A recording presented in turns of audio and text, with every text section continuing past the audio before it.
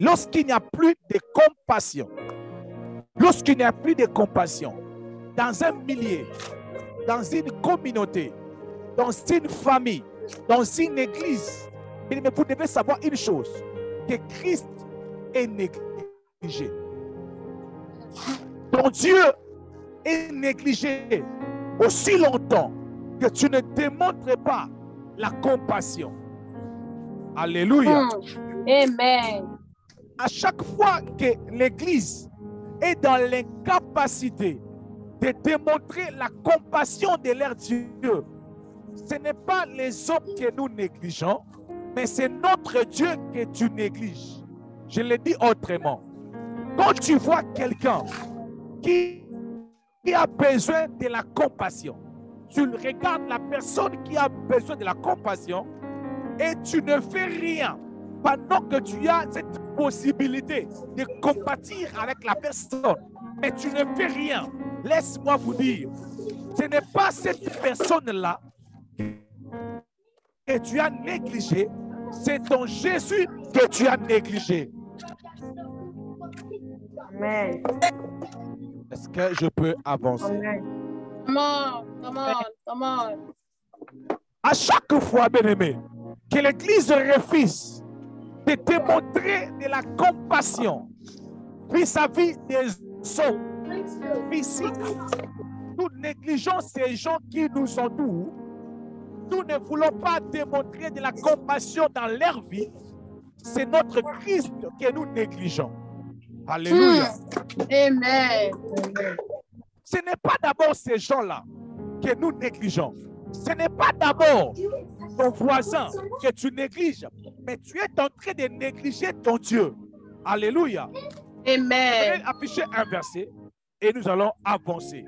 La Bible dit ceci dans le livre de 1 Jean, chapitre 1 Jean chapitre 4. 1 Jean chapitre 4, le verset 20 à 21. La Bible dit ceci.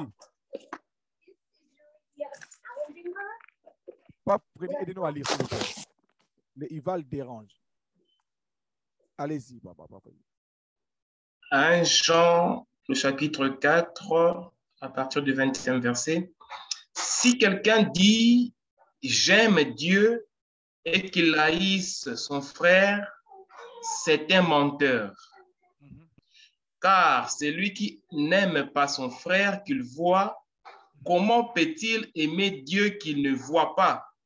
Ok. Et nous avons de lui ces commandements, que celui qui aime Dieu aime aussi son frère. Très bien. Ouais. Amen.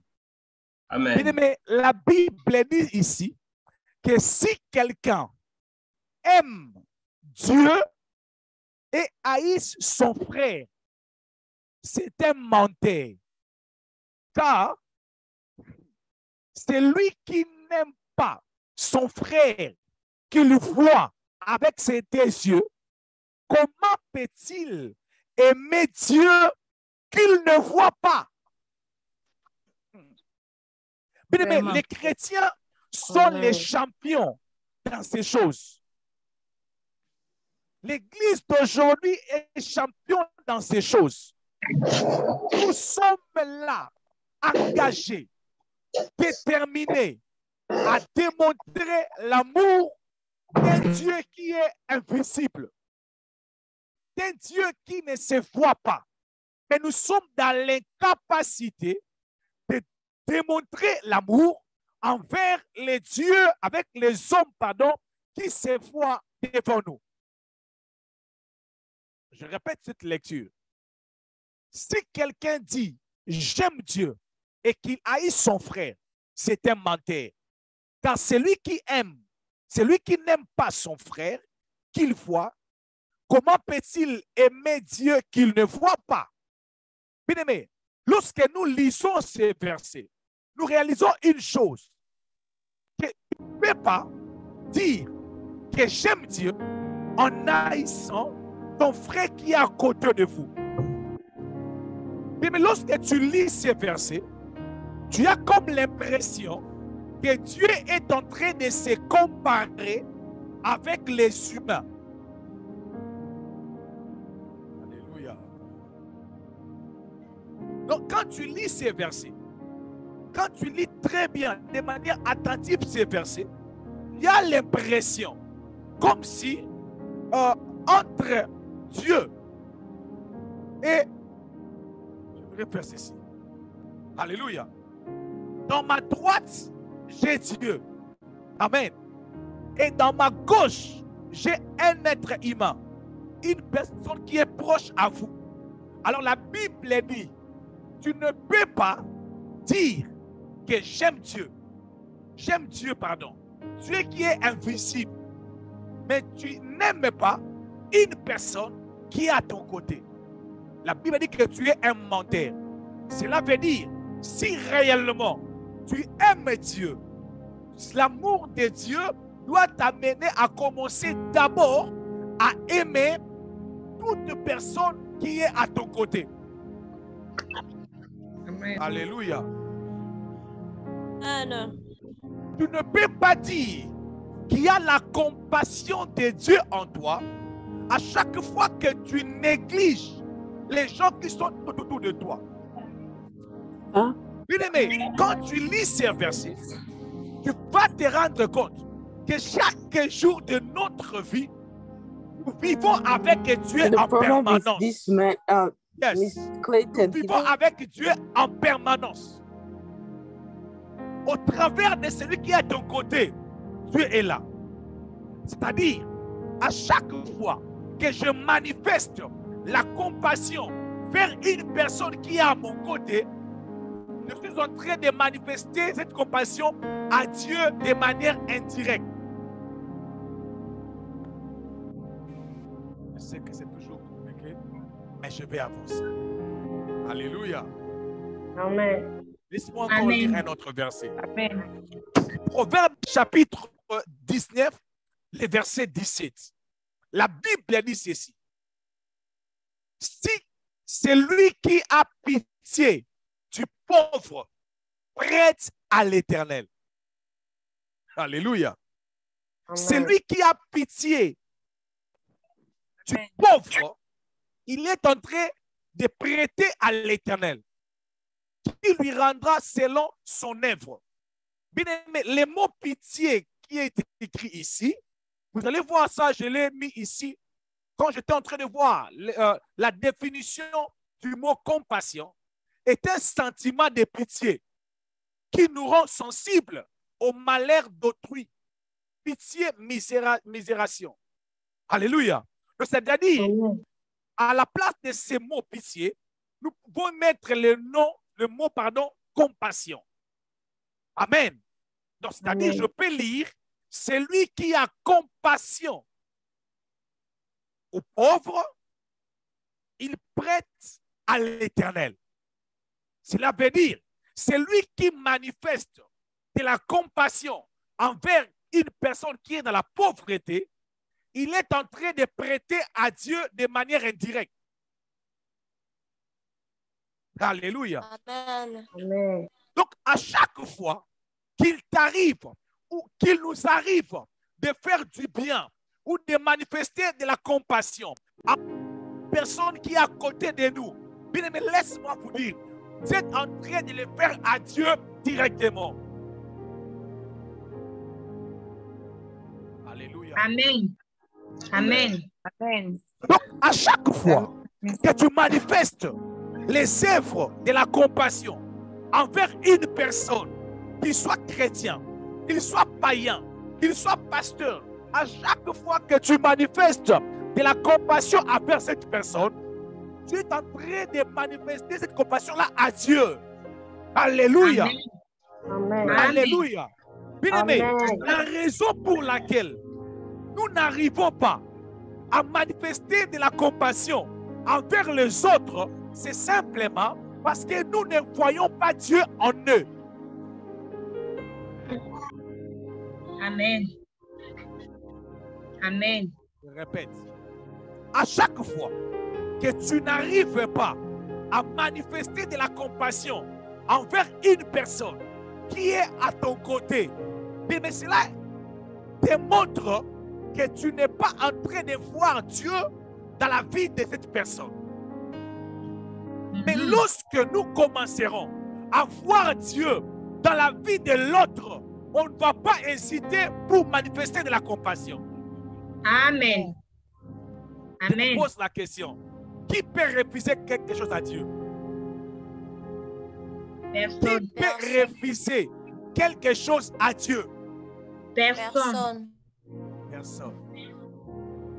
Je pourrais vous poser la question. Si Dieu se présente, si Jésus se présente devant ta porte, il te demande à manger, est-ce que tu vas lui donner? Oui. Je pose la question encore. Si Jésus arrive dans ta maison, il te demande à manger, est-ce que tu vas donner à Jésus? Oui. Oui. Pourquoi?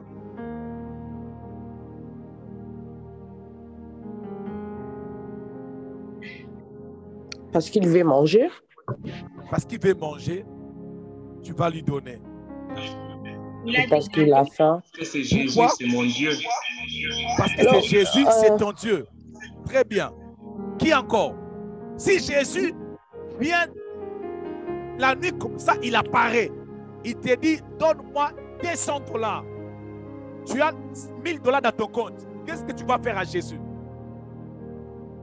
Je vais donner Pourquoi tu vas lui donner? parce que c'est Jésus. Pour moi, il Parce représente que tout. c'est Jésus. Il représente tout. Waouh! Une très, très bonne réponse. Quelqu'un d'autre encore. Si Jésus te trouve dans la rue, il te dit, donne-moi $100 ou $10. Est-ce que tu peux donner ça à Jésus? oui. Pourquoi?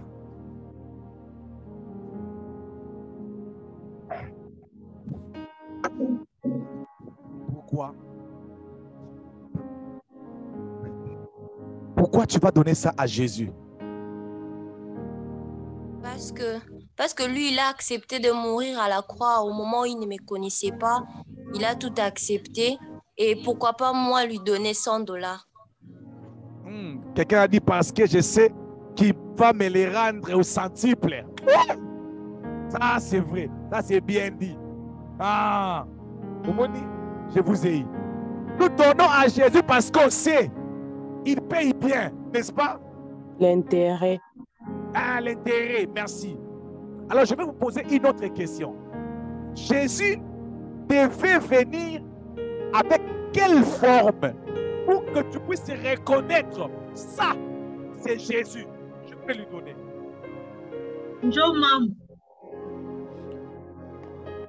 De nature, d'abord, je donne parce que je partage, parce que c'est ma nature.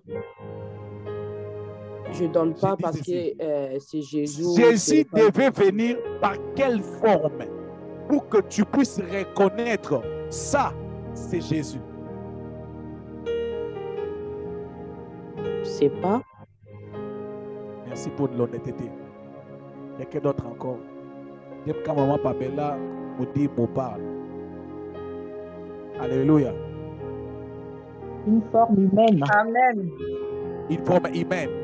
Jésus devait venir par quelle forme pour que tu n'hésites pas à lui donner. Humaine, c'est vaste. C'est ça. C'est compliqué. C'est compliqué. Très bien. Moi, je dirais que Jésus va prendre toute forme. Il n'y a pas de forme qui doit venir pour qu'on sache que c'est lui Jésus. Parce que s'il venait avec une forme où on connaissait que c'est lui Jésus, on va donner rapidement. Alors, il prend n'importe quelle forme sans qu'on connaisse que c'est lui Jésus. Très Oui, bien. une forme humaine, peu importe l'apparence, mais une forme humaine, au fait. Peu importe l'apparence, mais une forme humaine. Très bien. Qui d'autre encore? Pour moi, c'est difficile de savoir c'est Jésus parce que je ne connais pas Jésus figuralement, je peux dire. Très bien. Aujourd'hui, je vais te montrer Jésus, désormais, je vais te donner son visage, et son apparence, et sa façon de marcher et de parler. Ne vous dérangez même pas. Qui d'autre encore?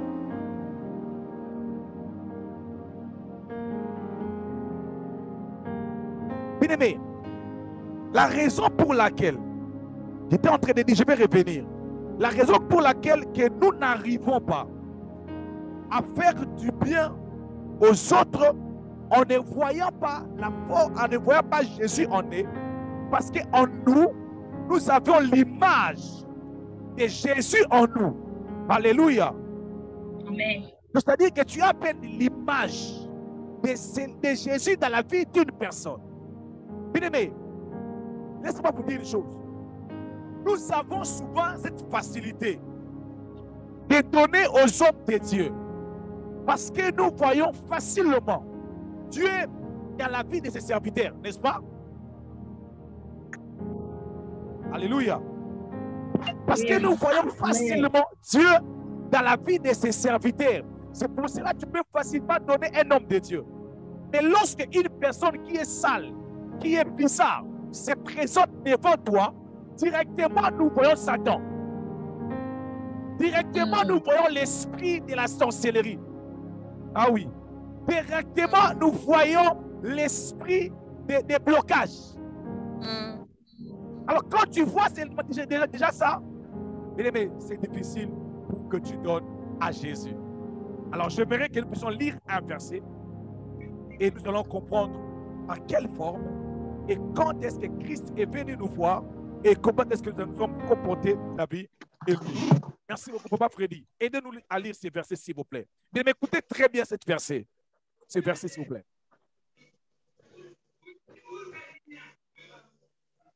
Matthieu 25, à partir du verset 35. Amen. Et vous m'avez donné à manger. J'ai eu soif et vous m'avez donné à boire. Yes. Manger et vous m'avez recueilli. J'étais nu et vous m'avez. J'étais malade et vous m'avez visité. J'étais venu vers moi. Le verset 37. Les justes lui répondront. Seigneur, quand avons-nous vu avoir faim et t'avons-nous donné à manger, ou avoir soif et t'avons-nous donné à boire? Amen. Amen. Amen. Écoutez très bien. La Bible dit ceci, que j'ai eu faim et vous m'avez donné à manger. J'ai eu soif et vous m'avez donné à boire. J'étais étranger et vous m'avez recueilli. J'étais nu et vous m'avez vêtu. J'étais malade et vous m'avez visité. J'étais en prison. Vous êtes venus vers moi.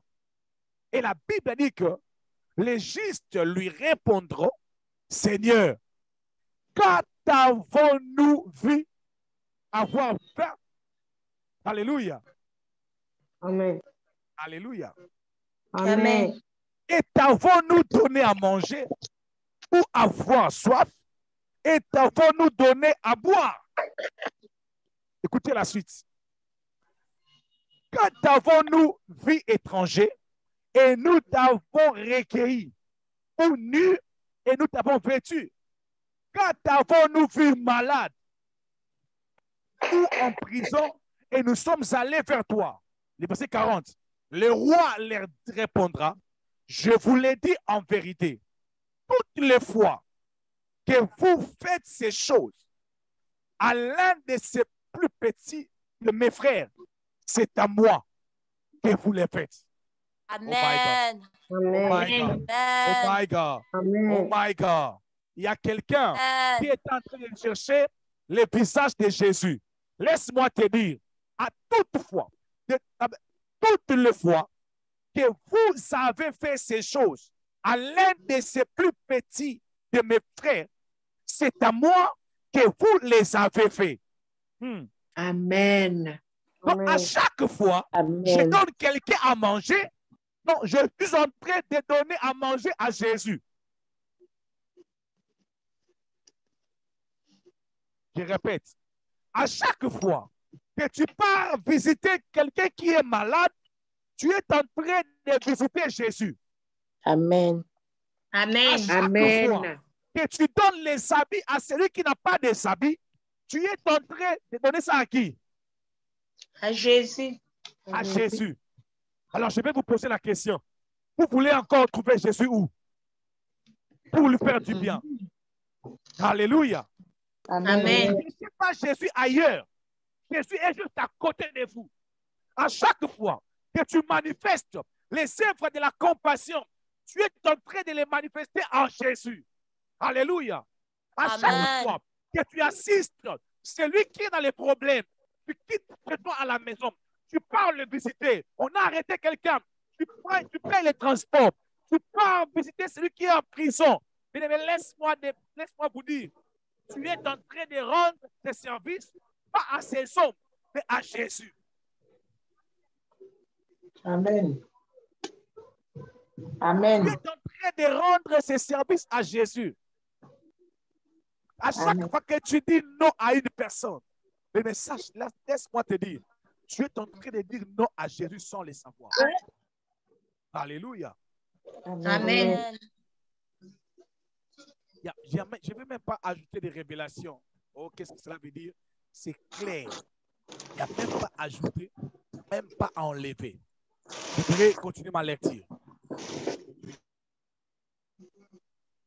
Il y a beaucoup de gens qui cherchent